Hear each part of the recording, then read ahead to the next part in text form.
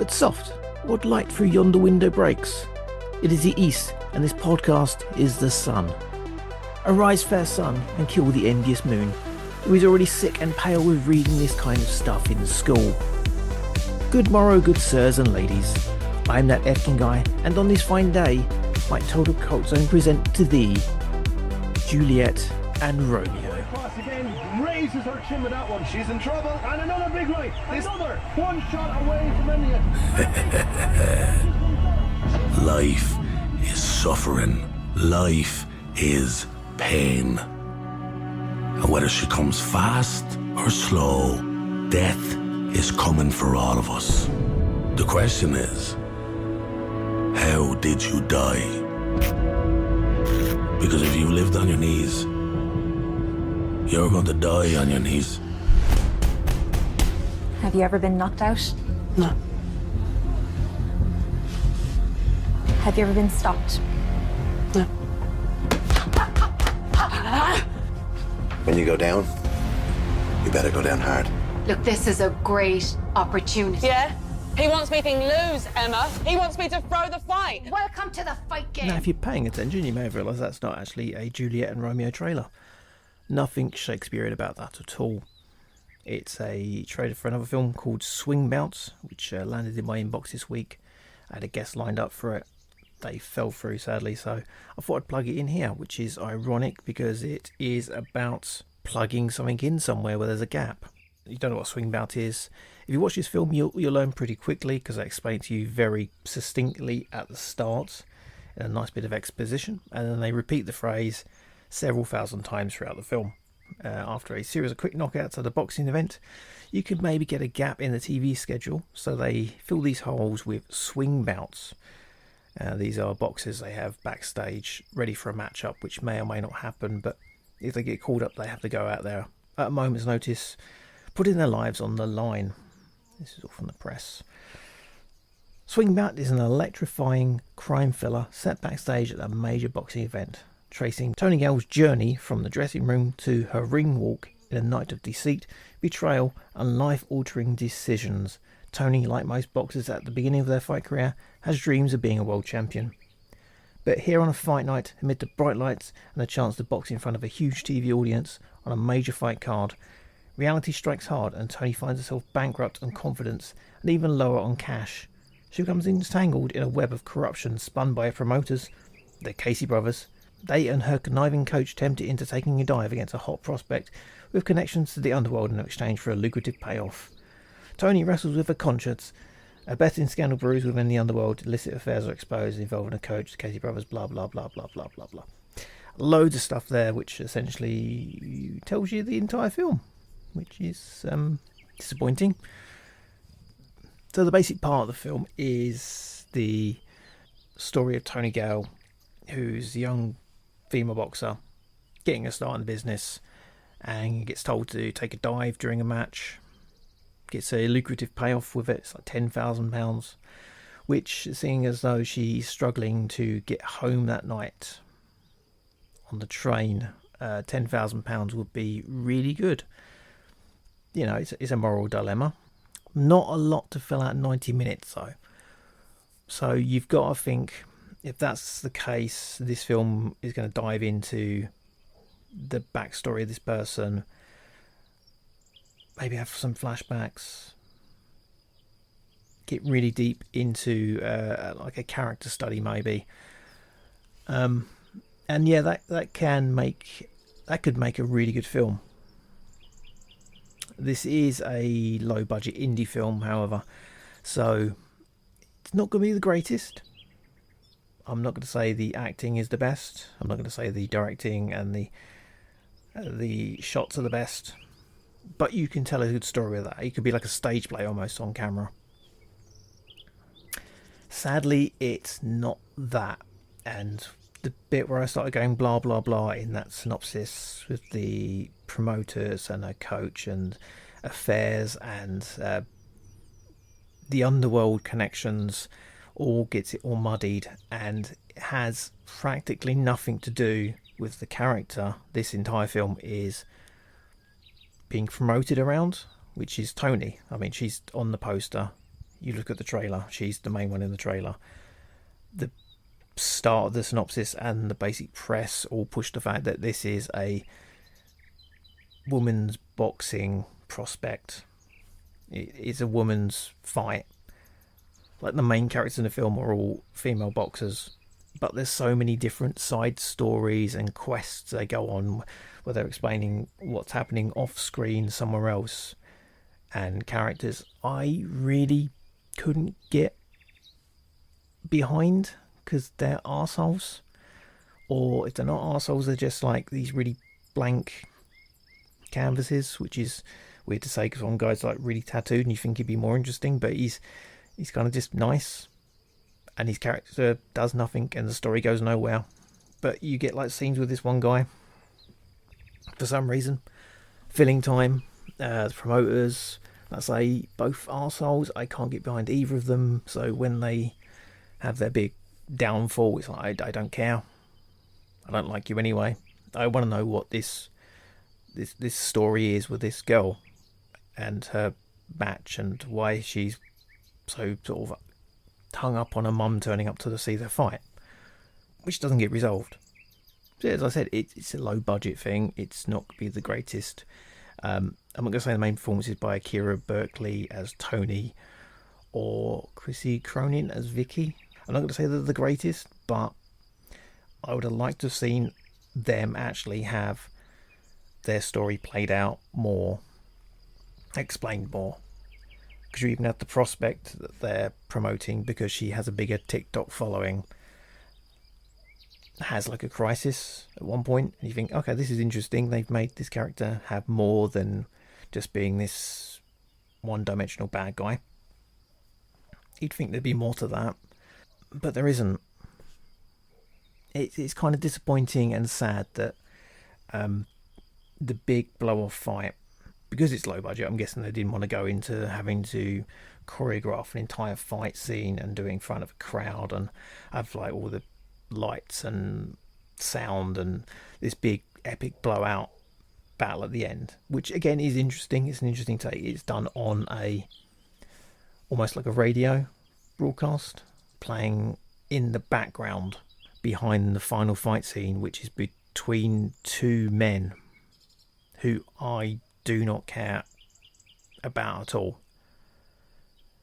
And it's just like, yeah, you're going to overshadow the two main characters I see in this film as being the most interesting, and they're not even on screen for the last fight scene, and it's not resolved. It's an interesting idea which could have been good. You could have had a character study the main two people in it, and it would have, been introspective. You could have had flashbacks. You could have explained why her mum was important. You could have explained the pressure of being this, prospect whose parents in the gangland world or whatever. But no, it just kind of boils down to, let's have a big fist fight with two burly men who, again, I don't really care about them because they're both arseholes. Anyway, that was Swing Bout. It's available on digital download from the 12th of May. I wouldn't recommend it. Go see Sinners instead. That's amazing. Saw that at the weekend. Great. Don't watch the trailer though if you've not yet, because the trailer ruins it.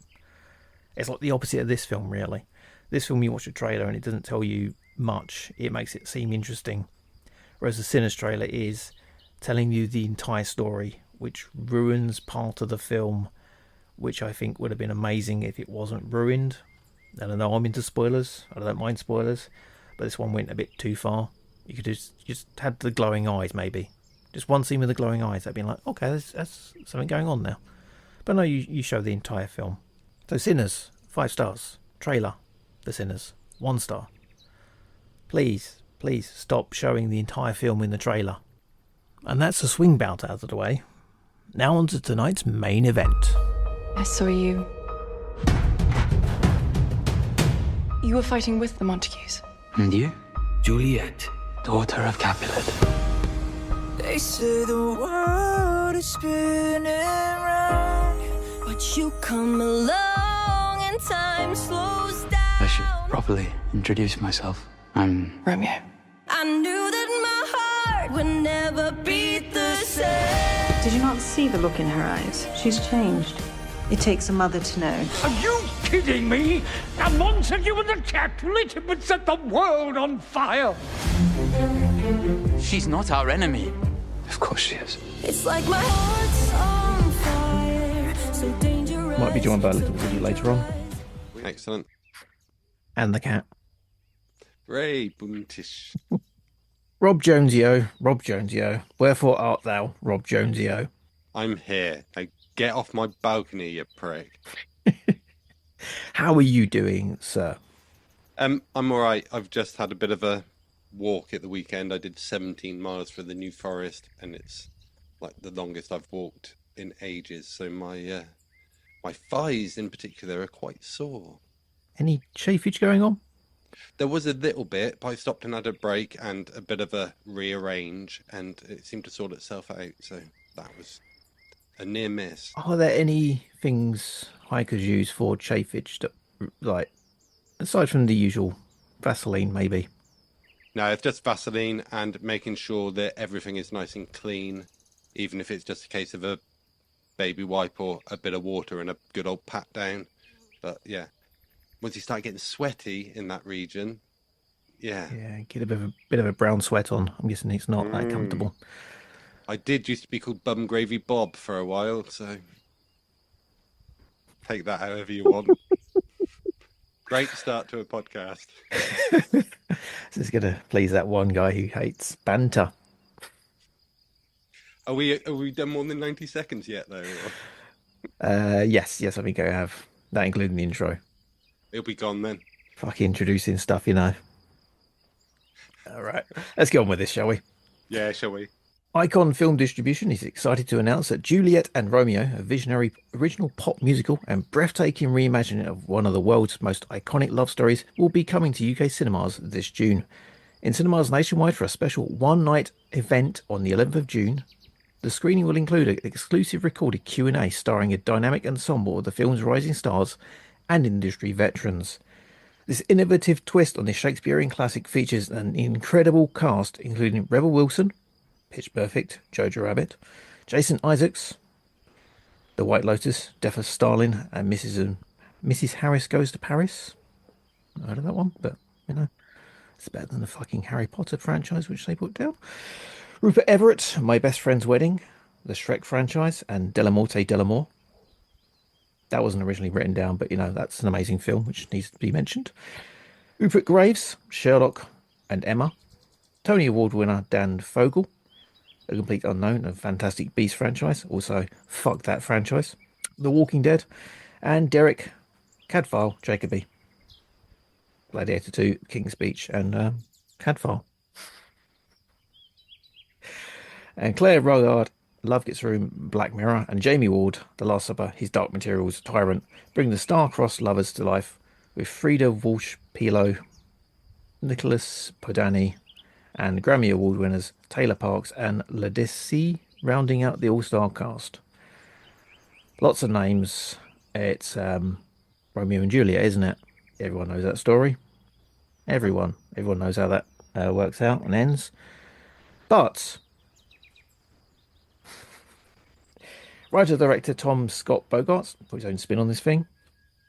It includes original songs and music from Grammy winner Evan Kidd Bogart, who apparently wrote Beyonce's Halo and Rihanna's SOS, and Justin Gray, who did music for Oz the Great and Powerful and the Lego Movie. And they're breathing new life into this theatrical classic. I got this in my inbox a while back and figured someone would appreciate it. I shipped it around to a few people. They refused to watch it. And you stepped forward and said, that sounds all right. Why? So I feel that I need to apologise to you for saying, yes, I'd do it. But I feel I was tricked into it. Because we were having a conversation about my basicness when it comes to movies. And we somehow got onto Rebel Wilson. And I said, actually, I quite like Rebel Wilson. And you said, you might be interested in this. It's a pop musical of Romeo and Juliet with Rebel Wilson. She's in like 3 scenes. It's barely and Rebel Wilson. So I feel I was tricked, but There you go. I mean, you get you step forward. So you've maybe watched this. Your whole family watched this. How did Yes, it go we over did. in the Jones house? We got about 5 minutes in, and I did give the children an out. I'm like, if you want, I can turn it off now. I can just, because I had it all rigged up to the telly so we could watch. I said, I can literally take my laptop to the bedroom and I can watch it there and you don't have to go through it. But no, they persevered. Yeah. They persevered. Yeah.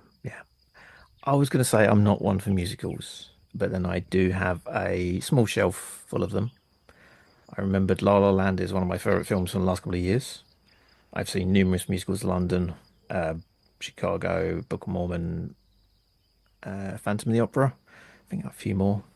Buffy the Vampire Slayers, Once More Feeling, top 10 episode for me of all time. Todd and Book of Pure Evil had a few musical episodes which stand out as the best of that show. I just want to mention Todd and Book of Pure Evil. Watch it; it's great. No one knows about the fucking thing. Needed more fans. It would have gone longer. It should have gone longer. I'm ranting now. I'm avoiding the whole subject. Yeah. So it's not musicals I'm against. I actually quite like them. And I went into this because, feeling a little bit more optimistic. I might like it. I think because of having the children, and I don't want to be stereotypical, but the girl one does love a musical. She's involved in musicals down at the old amateur dramatics thing she goes to every Thursday, and I have to run her around for, so I don't get an evening. But that's off the subject. So yeah, we've been like all the Disney stuff are technically musicals, aren't they? Yeah, that's true. I quietly enjoy The Greatest Showman. You know, with not gay Hugh, what's his name? Hugh Jackman. Wolverine. Yeah, definitely not gay Wolverine. That's one for Mr. Belson, I think.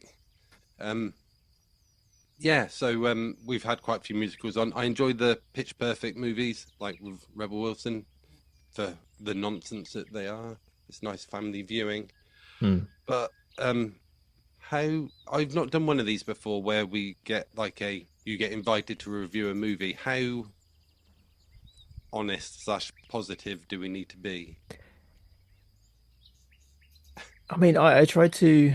I don't shit on indie movies. Like if it's like a new up and coming person who's done like a film, it's low budget.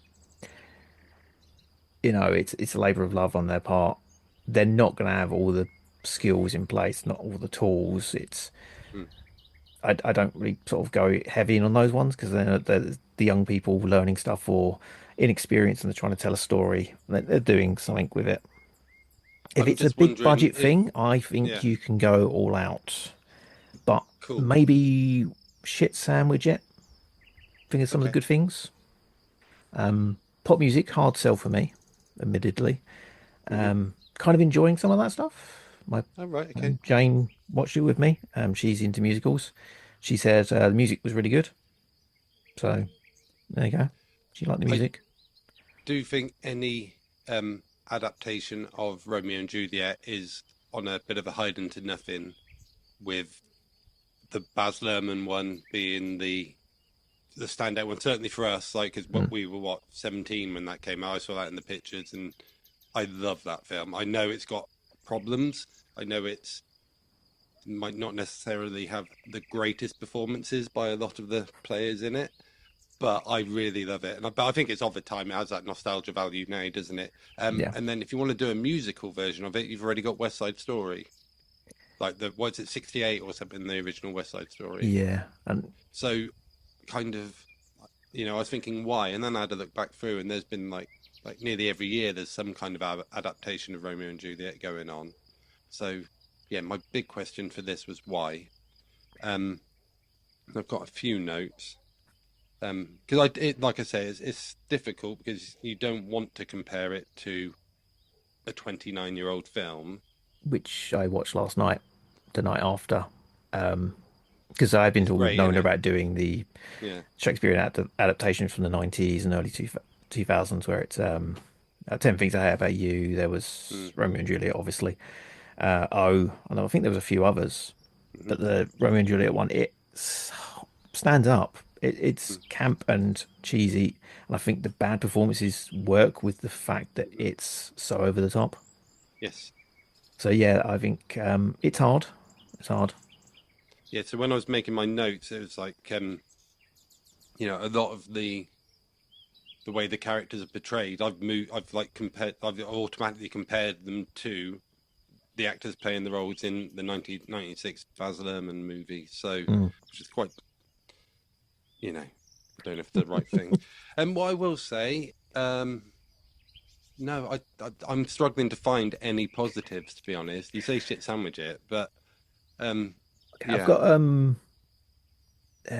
it's in modern English, which is good because it's understandable, which is a good idea, I think, to get people into it, because Baz Luhrmann one, again, if we compare it to that, that's the traditional language, which is again, watching it with Jane, she's like, I have no idea what's going on, but I kind of know what's going on.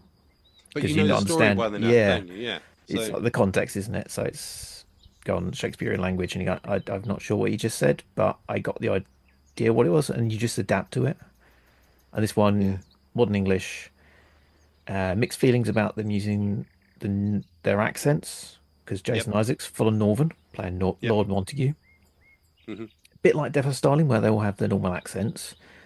For that film, it worked. For this, not great. No. And I said earlier about Rebel Wilson having like 3 scenes, but all 3 of her scenes felt like they were heavily ADR'd. Like, it just didn't seem to sync up right. And, you know, how many goes at the accent do you want? Because she was trying to do this sort of well-spoken voice, but it just... At least it wasn't going for the Italian. Yeah, oh yeah, yes. Which is a good thing. Colourblind casting, also great. Love it in these sort of things. Music, said I'm not humming the songs. I didn't really get like a classic song out of all of them. I think there's one that just kind of stood out a little bit, but it sounded like, because we thought it was a pop musical that was using pop songs of the current era. But we don't know any pop songs of the modern era, so we have no idea if they were. Apparently they weren't. They're like original songs for it, which is fair enough. It's like an entire album of original songs, which is also interesting and kind of good. For me, the song-wise, it felt like it was trying to hit similar beats in terms of this type of song here as The Greatest Showman. So there's that scene where she leaves him in the church, but then in the music video, but if you like, they're back dancing around the church. That's very much like the Rewrite the Stars scene in Greatest Showman with my boy Mr. Efron and my daughter's girl Zendaya. So which is weird, but yeah. So like almost like it's taken that as a blueprint almost, and like if we hit a beat here, hit a beat there, but the songs didn't have the same kind of quality to them. It felt like they wanted Bruno Mars or someone like that, but couldn't afford Bruno Mars. Where you just think, just go and get the song. So very much flat A into slot B kind of thing. Yeah, cookie cutter, IKEA designed film. This needs to go here. This needs to go there. Need this beat here. Need this song here. This song needs to be a happy one. This song needs to be a sad one. Having the same people sing back-to-back songs was a little bit overkill. It's like you need to have like variety. And there was no like connecting theme or tune throughout it. Again, I'm not saying I'm a massive musical fan. And the songs didn't move the plot on either. Yeah. So I'm not a big musical fan. I know there should be like an arcing theme of this song and this song and this song. And at the end, you have like the big come together of everyone singing their one bit of the chorus at the same time, so it connects the entire film together. And you'll get like a little refrain from the main song will just crop up as incidental music or whatever going through, but there was none of that. And I didn't think any of the characters were believable. And again, if that's me compared, I go back to the Baz Luhrmann one, but like, if I would go for it. So you got the guy playing Paris, who's like she's betrothed to the arranged marriage. He turns up and he's just like a generic fighty dude. Well, obviously that's Paul Rudd in the original, isn't it? And while he's still a bit of a non-character, you can see he's a bit smarmy, and he's probably wormed his way into that position. And even though he's not in it a lot, there's still a well-rounded character there. And all right, it's Paul Rudd, and he's probably playing the same character that he played in Clueless, but I don't know. There's just a bit more. It's a bit more rounded. You've got Rupert Everett is Lord Capulet, isn't he? And he's just playing him as like this doddery old fool of a man. And then you go back and you had Paul Sorvino, who was just like, he played it like this big menacing mob boss that you did not cross. And whether you're his daughter or not, you do not put him in a position to be embarrassed, you know? Yeah. The Mercutio character is just, he's just there. He wants to run off with a sympathetic sex worker, but, you know, and then that whole death scene and the reprisal, if you like, it's just like, well, that happened. You know, I did like it where they shut the gates to keep all the crowd separate. I thought that was quite a good set piece. But then the fight scene was kind of all over the place as well. Yeah, and then it ends up by being, he kind of pulls him away and then he kills him, and then to get his revenge on Tybalt, he just like stabs him, and that's it. Whereas, again, back to Baz Luhrmann, when you get the car chase and you can see the rage in DiCaprio, and you know, in John Leguizamo is just like covered in blood, and he's just like knows he's gonna. It's just epic, even though it, you know, there's holes in it. And that's the other thing as well. Like Mercutio, not Mercutio, the guy who played Tybalt, again, is just generic random dude, whereas John Leguizamo, there is an element of threat with him. Like when you meet him first time for the first duel at the petrol station. In this one, it's just another guy he's fighting, but there you think, actually, best not mess with him because he'll fuck you up. Do you know what I mean? Just like it's whether it's the pointy sideburns and the, you know, and the almost like sociopathic smile that he gives, and he is hamming it up in that, and he is, you know, what is it they say, batting 100 or whatever, but it's like, John Leguizamo in it. Yeah, and he's good to watch. But this is just another generic dude. I think he stood out only because he had like the long hair and the beard. Yeah. That's it. That was everyone else. I kind of was like, who's that one? Who's that guy? They all look the same. Just white dudes. Yeah. Even like Benvolio in the Baz Luhrmann one was that guy who ends up in Scream. You know, the movie nerd in Scream. He's in. Oh, okay. Yeah. What else have I got? Derek Jacobi, who is one of the nation's finest. He's just like, yeah, I'm here. Like, how much did they pay him, or does he need money? Is he like putting money away to retire, or I don't know. But then he goes to see the Apothecary 3 times. That's Dan Fogler. I saw him recently in the Bob Dylan biopic as Albert Grossman, you know, Dylan's manager, and he was really he was good for what he had to do in it. Yeah, I think he stood out at least. Yeah. But like the priest goes to see him like 3 times, and each time we get like 5 minutes of exposition. We've got to do this because this has happened, so we can then go on and do this, that, and the other. And then suddenly there's a underground railroad where he's smuggling Jews out of Italy. Yeah, we should point out that the story has changed considerably as well, isn't it? Because that's there, and they got the war with the Pope and Rome. Yeah. And the Capulets and the other ones. Sorry, my brain's gone down this one. No, I know. They've kind of war with each other, and they have to sort of team up or unite to fight Rome and stuff. But they've got 7 guys. Yeah. I've written down Jason Isaacs is in it because he does his 3 lines. He does his lines well. Doesn't sing, does he? Does he sing? No. Doesn't sing, no. But the biggest thing I've written down is that I never believe that Romeo and Juliet are in that kind of head-spinning crazy love that they need to be to make the story work. There's just like no chemistry between them. It's like the whole point of it is that young love whips you off your feet and spins you around so you don't know what the hell's going on, and you'll do anything just to just to get there, and every bad idea seems like the best idea because the end goal is being with that person who's just swept you off your feet. And this is just like, all right, fancy a snog down the back alley? Go on then. All right, you'll do for now. Like, I don't believe that they're in that. I don't believe they're in love at all. So Yeah, it's also shot because it's shot on location in Italy, around like actual castles. Yeah, that's a thing. It's shot on location. Because there's a quote here. Rebel Wilson was saying it was a really interesting creative opportunity to play Lady Capulet in the film. I was playing Faye's mother after just become a mother myself. Filming on location in ancient castles in Italy was special as well. So it's shot on location, and you don't see any of it. No, that's what I was going to say. So it feels really claustrophobic, but not in the good way. Would you say this isn't a film, as in a feature film? It's more like a high budget BBC production. It felt like one of those CBBC dramas that they make you watch at school.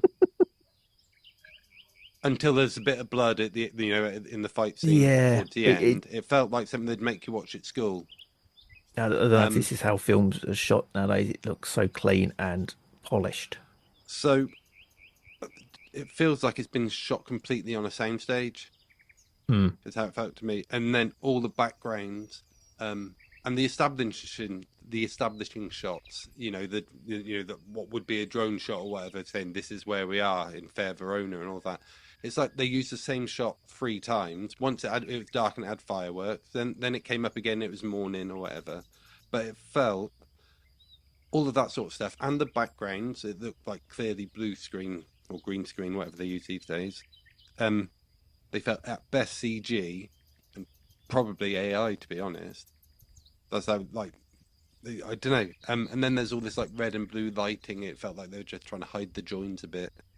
It's like deep blues and deep reds. It just, I don't know. It didn't add anything to me. Again, with those colour schemes, it's very much flap A, slot B. Films need to look like this, therefore we make it look like this.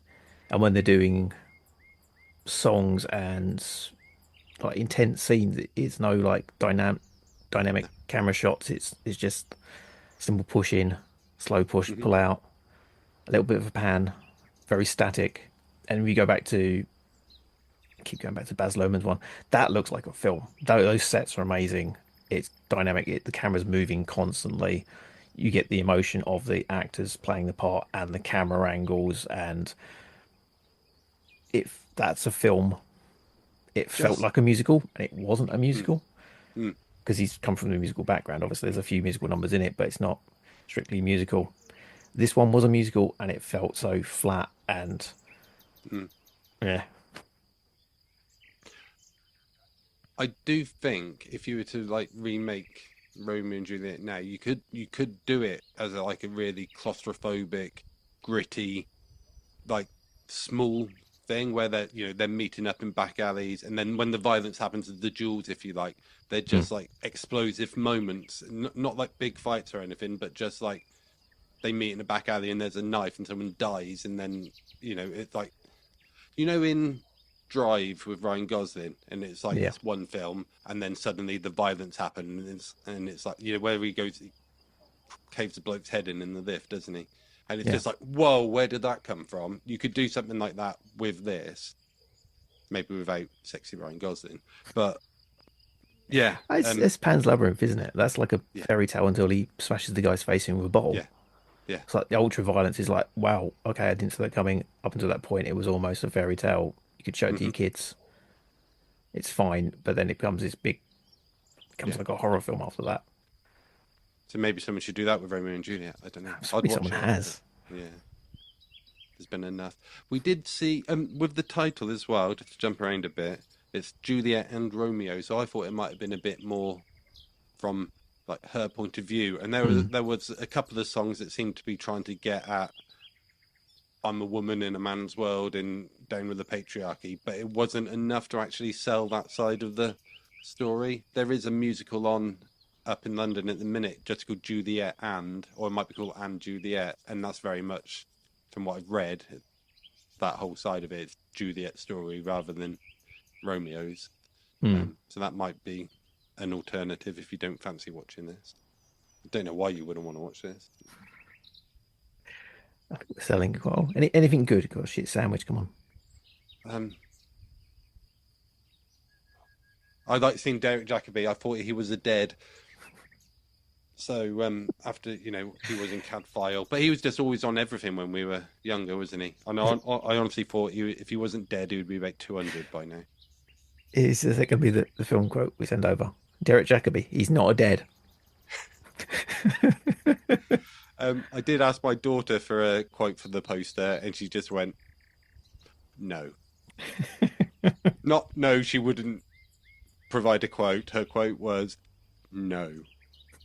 So, there you go. I think overall, summing up, I think if I discount the last 5 minutes, you got any notes? Come on, go for it. Any more notes? No, I haven't. I was just, I was sold on it's a pop musical with Rebel Wilson, so I thought, well, it'll be funny, but no. And not enough Rebel Wilson to make me want to go back. Oh, yes, one last thing. At the very end, spoilers. That's spoiler zone. Do you want to do a spoiler zone? Oh, we're doing the spoiler zone. Zone. Okay. If we do overall, let's sum this up. If I discount the last 5 minutes, I would have said it was fine. If it's a TV movie that's played roughly around midday on Christmas, one of those films that you sort of around your parents' house, it's on. There's some music. It's like, oh, Romeo and Juliet. Okay. I've got the gist of it. If I include the last 5 minutes, and I think I have to, it's going to be downgraded to fuck this film. And you have to stick around for the spoiler zone to find out why. I 100% agree. I wouldn't tune in at all, even if it was Christmas Day and the alternative was just some, I don't know, casual racism from the in-laws or whatever. But yeah, terrible. Sorry. Yeah, sorry. Where can we find you online? I'm just sort of messing around with my hiking stuff again at the minute, so it's over on my Substack, which I think it's only Rob Jones, but we can put a link to it somewhere. You're enjoying the hiking rather than creating stuff with the hiking. I'll tell you, because I went out at the weekend and I've come back with like an hour and a half of various field recordings and me chatting to myself while I've sat on my log, and I'm going to try and turn it into something which hopefully over the next couple of weeks, and if it works out, then that's probably going to be the plan going forward, is kind of on the trail, trip reports, just me talking bollocks.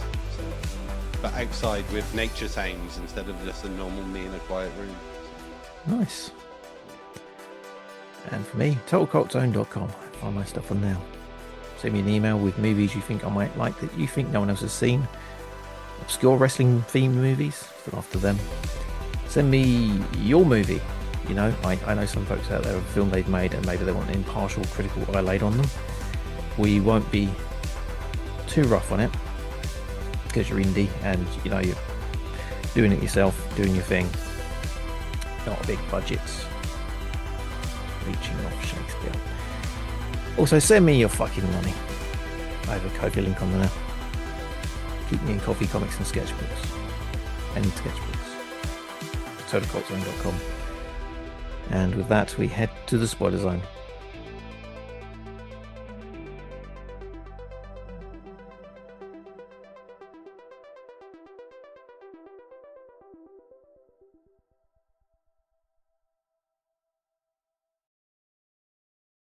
You are now in the spoiler zone.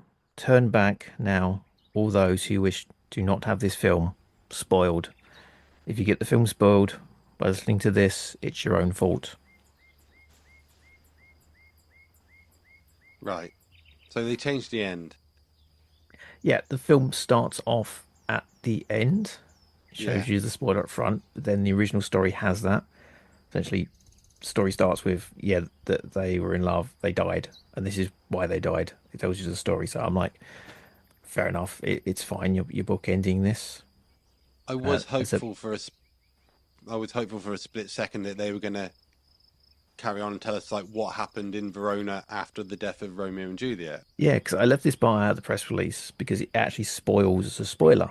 This is actually in the press release. Juliet and Romeo will be the first film in an exciting musical trilogy based around the real life 1301 story that inspired Shakespeare's greatest tale, with the world's most famous lovers finding themselves central figures in an epic journey of battles and betrayal.